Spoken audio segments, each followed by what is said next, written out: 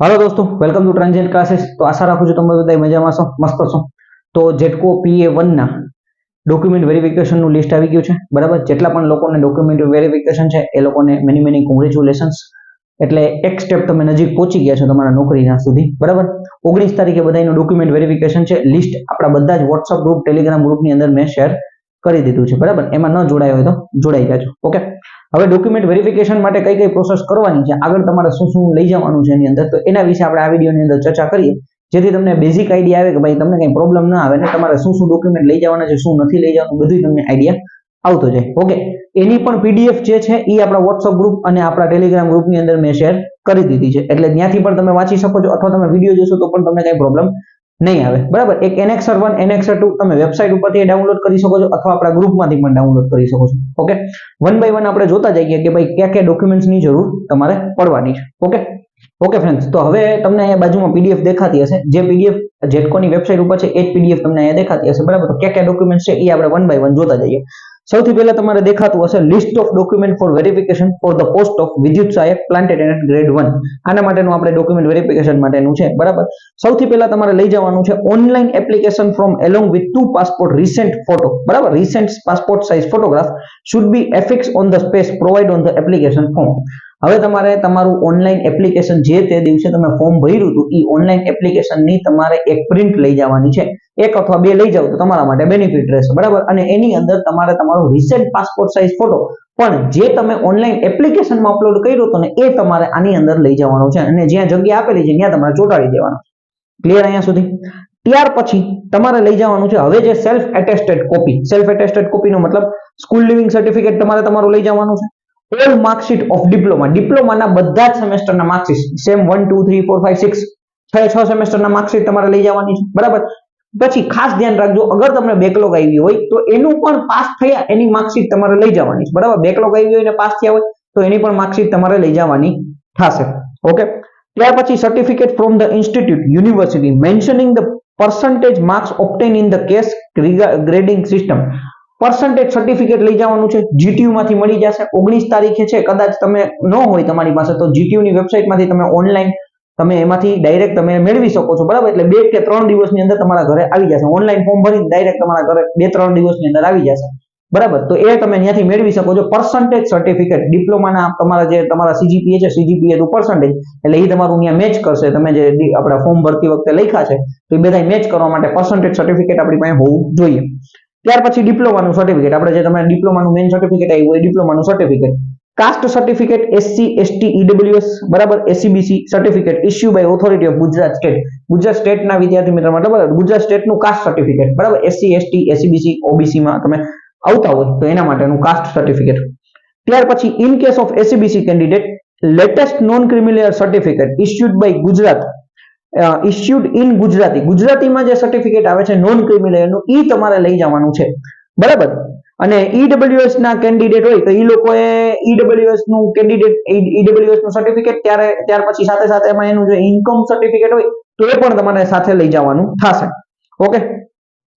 ત્યાર પછી in case of PWD candidate valid certificate civil surgeon is required showing percentage disability। એટલે PWD candidate હોય person with disability તો એ લોકોએ એનું જે કેટલા percentage disability છે એનું એક સર્ટિફિકેટ આવે સર્જનનું, વેલિડ સર્જનનું, એ તમારે લઈ જવાનું થશે। In case of the exam, જો તમે એક્સ આર્મી ના હોય તો તમારે ત્યાંથી એક personal force necessary certificate should be attach, તો એનું તમારે સર્ટિફિકેટ લઈ જવાનું થશે। હવે મેન કામનું છે affidavit for genuineness of document as per the attach diploma proforma Annexer 1 on 300 rupees 300 stamp paper duly notarise. હવે તમારે 300 રૂપિયાનો સ્ટેમ્પ કઢાવવાનો છે, પછી એની અંદર Annexer 1 તમને આપેલું છે, બરાબર। વેબસાઇટમાંથી મળી જશે, આપણા WhatsApp ગ્રુપ ટેલિગ્રામ ગ્રુપની અંદર નાખેલું છે, તો ત્યાંથી પણ તમને મળી જશે, બરાબર। અથવા તમે મને મેસેજ કરજો તો હું તમને મોકલી દઈશ પાછું, ઓકે। હવે Annexer 1 છે, બરાબર, 300 રૂપિયાનો સ્ટેમ્પ કાઢી Annexer 1 એની અંદર ટાઈપ કરાવવાનું છે અને એની નોટરી કરાવવાની થશે, બરાબર। એ બધા જ વિદ્યાર્થી મિત્રોને કરાવવાની થશે, 300 રૂપિયાનો સ્ટેમ્પ લઈ Annexer 1 ખાસ ધ્યાન રાખજો, ઓકે। ત્યાર પછી affidavit as per the attachment proforma in case of dependent, 7મા નંબરનો પોઈન્ટ ખાસ ધ્યાન રાખજો, in case of dependent of retired employ of GUVNL on and subsidiary company Annexer 2 rupees 300 stamp paper duly notarise. હવે જો તમારા પપ્પા કે મમ્મી, બરાબર, અથવા તમારા ઘરમાં કોઈ પણ વ્યક્તિ, દાદા કે દાદી, એવી રીતના કોઈ પણ વ્યક્તિ જો આપણા GUNL ની કોઈ પણ subsidiary company PGVCL, DGVCL, UG, MG, બરાબર, જેટકો, GSECL એની કોઈ પણ કંપનીની અંદર જો જોબ કરી રહી હોય અને એમાં રિટાયર થઈ ગયા તો તમારે 300 રૂપિયાનો સ્ટેમ્પ લઈ અને એનેક્સર 2 તમારે ટાઈપ કરાવવાનું થશે, બરાબર. એનેક્સર 2 છે એ તમારે એની અંદર ટાઈપ કરાવીને તમારે એની નોટરી કરાવવાની થશે. જે વિદ્યાર્થીના પપ્પા કે મમ્મી અથવા દાદા દાદી કે કોઈ પણ વ્યક્તિ જે રિટાયર થયા નથી અથવા GUNL ની કોઈ પણ કંપનીમાં જોબ નથી કરતા તો એને 7મા નંબરનો પોઈન્ટ એનેક્સર 2 ટાઈપ કરાવવાની જરૂર નથી, એની નોટરી કરાવવાની જરૂર નથી. ઓન્લી 300 રૂપિયાની નોટરી કરાવવાની થશે, બરાબર. જે એનેક્સર 1 છે એ ક્લિયર. ત્યાર પછી તમારે શું જોવાનું છે તો કે in case of widow application, કોઈ પણ બેન છે એ વિધવા હોય તો એમના માટેનું એનું સર્ટિફિકેટ જોશે. Death certificate of the husband and undertaking to the effect of application has to be has not remarried, એટલે એ તમારે સર્ટિફિકેટ આપવું જોશે કોઈ પાછા બીજી વખત લગ્ન નથી કરેલા, અને હસબન્ડ નું ડેથ સર્ટિફિકેટ.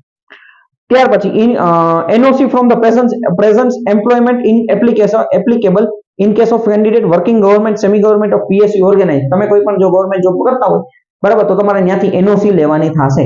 ઓકે. ત્યાર પછી ડોમિસાઇલ સર્ટિફિકેટ લઈ જવાનું છે, ખાસ ધ્યાન રાખવાનું છે. પહેલા મેં કીધેલું હતું ડોમિસાઇલ સર્ટિફિકેટની જરૂર પડે છે, આમાં તમારે ડોમિસાઇલ સર્ટિફિકેટ, બરાબર. ત્યાર પછી આઈડેન્ટિફિકેશન પ્રૂફ ની અંદર voter ID, PAN card, Aadhaar card, driving licence. Voter ID, PAN card, driving licence છે, આધાર કાર્ડ છે, આ બધું આઈડેન્ટિટી પ્રૂફ છે. ઝેરોક્સ કરાવવાની લઈ જવાની છે, ઝેરોક્સ પ્લસ ઓરિજિનલ બધું જ જેટલું હું બોલ્યો એ ઝેરોક્સ અને ઓરિજિનલ બધું લઈ જવાનું છે, બરાબર. ત્યાર પછી રેસિડેન્શિયલ એડ્રેસ પ્રૂફ માટે ઇલેક્ટ્રિસિટી બિલ, ટેલિફોન બિલ ને રેશન કાર્ડ. એ તમારા રેસિડેન્શિયલ પ્રૂફ માટે છે. રેશન કાર્ડ છે, ઇલેક્ટ્રિસિટી બિલ છે, ટેલિફોન બિલ છે, એ તમારે લઈ જવાનું થશે.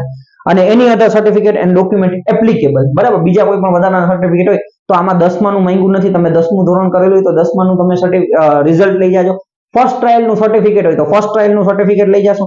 જાતિનું પ્રમાણપત્ર, રેશન કાર્ડ ને એ તો બધું કીધેલું છે, બરાબર.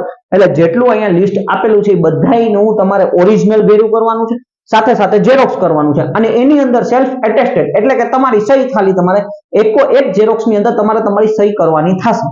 ઓકે. આ બધા ડોક્યુમેન્ટ વ્યવસ્થિત રીતે તમારે કમ્પ્લીટ કરવાના છે, એક સાથે બંચ બનાવવાનો છે, બરાબર. વ્યવસ્થિત રીતે તમારે લઈને જવાના છે. 300 રૂપિયાની નોટરીનું ખાસ ધ્યાન રાખવાનું છે. પાસપોર્ટ સાઇઝના ફોટા 2-4 વધારે લઈ જાજો એટલે ત્યાં આપણને પ્રોબ્લેમ ના આવે. ઓકે. આ બધું તમને આની અંદર કીધેલું છે, બરાબર. બાકી આમાં તમને કીધું છે કોઈ પણ ભૂલ હશે, કંઈ પણ આપણે મિસપ્લેસ કે ખોટી માહિતી જાણે તો એ તમને રિજેક્ટ કરી શકે છે. આ ફાઇનલ નથી, હજી ડોક્યુમેન્ટ વેરિફિકેશન પછી ફાઇનલ લિસ્ટ પડશે, તે પછી તમને ઓર્ડર આવશે તો તમારી નોકરી ફાઇનલ થશે. પણ એક સ્ટેપ તમે નજીક પહોંચી ગયા છો. ઓકે. એટલે આટલું બધું વ્યવસ્થિત રીતે કરવાનું છે. પાછું એક વખત રિવાઇઝ કરી દઉં છું. સૌથી પહેલા ઓનલાઈન એપ્લિકેશન સાથે સાથે હજી હું તમને કહી દઉં છું, આમાં નથી લખેલું પણ તમારું એડમિટ કાર્ડ લઈ જાજો. એડમિટ કાર્ડ જે પરીક્ષાનું હતું ને 1 અને 2 નું, એ એડમિટ કાર્ડ પણ લઈ જાજો. ખાસ ધ્યાન રાખજો, એડમિટ કાર્ડ બંને લઈ જાજો. 1 અને 2 ની પરીક્ષાના ઓલા ટેસ્ટેડ વાળા હશે. ઓકે. ત્યાર પછી સ્કૂલ લિવિંગ સર્ટિફિકેટ, ડિપ્લોમાની માર્કશીટ, ડિપ્લોમાનું સર્ટિફિકેટ, પર્સન્ટેજ સર્ટિફિકેટ, બરાબર. ત્યાર પછી આપણે શું કીધું છે તો કે ડિપ્લોમા છે, કાસ્ટ સર્ટિફિકેટ, EWS માં હોય તો EWS સર્ટિફિકેટ, OBC માં હોય તો નોન ક્રિમિનલ સર્ટિફિકેટ, પછી પાન કાર્ડ, આધાર કાર્ડ, બરાબર. ડ્રાઇવિંગ લાઇનમાંથી કોઈ પણ એક જેમાં વ્યવસ્થિત ફોટો હોય ને એ લઈ જાજો, બરાબર. અને એડ્રેસ પ્રૂફ માટે રાશન કાર્ડ હાલશે, ઇલેક્ટ્રિસિટી બિલ પણ હાલશે. ઓકે. 10માનું સર્ટિફિકેટ લઈ જાજો, ફર્સ્ટ ટ્રાયલ સર્ટિફિકેટ લઈ જાજો એટલે તમને ત્યાં વાંધો ના આવે. ઝેરોક્સ કરાવીને લઈ જાજો, નહીં જરૂર હોય તો એ તમને પાછું આપી દેશે. આટલું વ્યવસ્થિત કરીને તમારે ત્યાં શાંતિથી ડોક્યુમેન્ટ વેરિફિકેશન કરાવવા જવાનું છે, જે ટાઈમ તમને કીધો છે એ સમય, બરાબર. બાકી કાંઈ પણ ક્વેશ્ચન હોય કમેન્ટ કરી શકો છો અથવા પર્સનલ મેસેજ કરી શકો છો. ઓકે. Thank you friends.